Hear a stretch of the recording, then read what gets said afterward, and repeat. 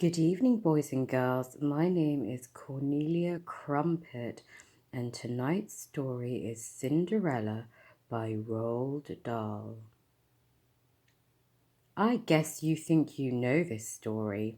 You don't. The real one's much more gory.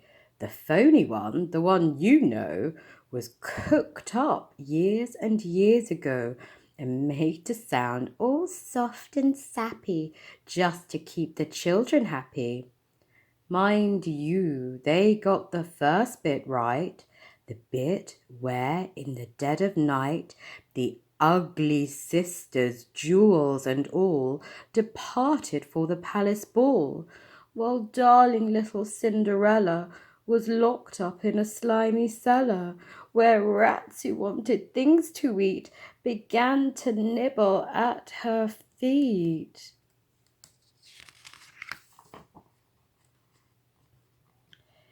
She bellowed, "Help and let me out!" The magic fairy heard her shout. Appearing in a blaze of light, she said, "My dear, are you all right?" "All right," cried Cindy. "Can't you see? I feel as rotten as can be." She beat her fist against the wall and shouted, "Get me to the ball! There is a disco at the palace. The rest have gone and I am jealous.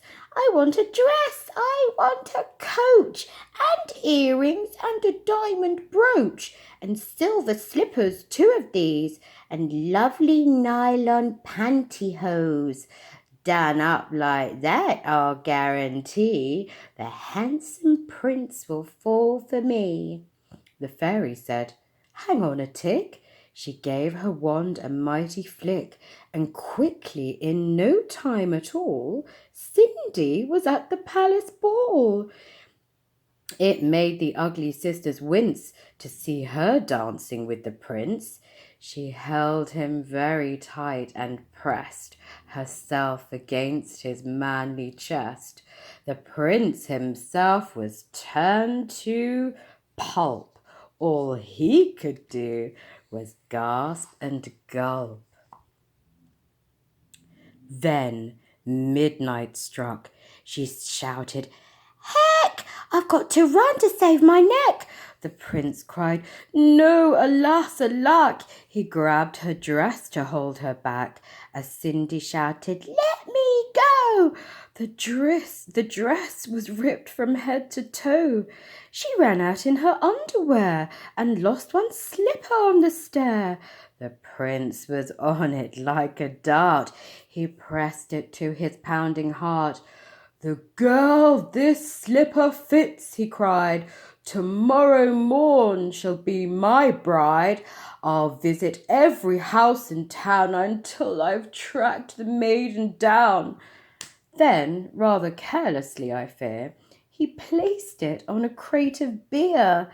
At once, one of the ugly sisters, the one whose face was blotched with blisters, sneaked up and grabbed the dainty shoe and quickly flushed it down the loo.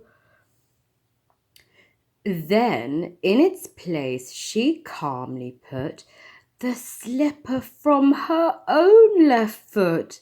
Aha! You see, the plot grows thicker, and Cindy's lock starts looking sicker. Next day, the prince went charging down to knock on all the doors in town. In every house, the tension grew. Who was the owner of the shoe? The shoe was long and very wide. A normal foot got lost inside. Also, it smelled a wee bit icky. The owner's feet were hot and sticky. Thousands of eager people came to try it on, but all in vain. Now came the ugly sisters' go. One tried it on. The prince screamed, "No!" But she screamed, "Yes, it fits, whoopee! So now you've got to marry me." The prince went white from ear to ear. He muttered, "Let me out of here!" Oh, no, you don't. You made a vow. There's no way you can back out now. Off with her head, the prince roared back. They chopped it off with one big whack. This pleased the prince. He smiled and said, She's prettier without her head. Then up came Sister Two, who yelled, Now I will try the shoe. Try this instead, the prince yelled back. He swung his trusty sword and smack! Her head went crashing to the ground. It bounced a bit and rolled around.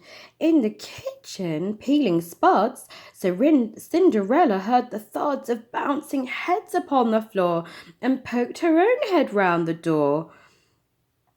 What's all the racket? Cindy cried.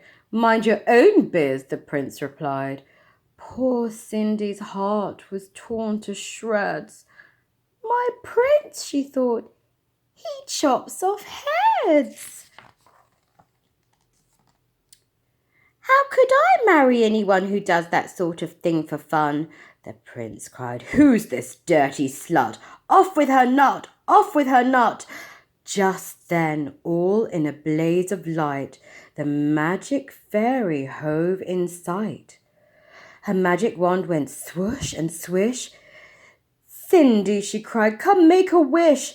Wish anything and have no doubt that I will make it come about. Cindy answered, Oh, kind fairy, this time I shall be more wary. No more princes, no more money. I have had my taste of honey. I'm wishing for a decent man. They're hard to find. Do you think you can? Within 1 minute, Cinderella was married to a lovely fella, a simple jam maker by trade, who sold good homemade marmalade. Their house was filled with smiles and laughter, and they were happy ever after. The end.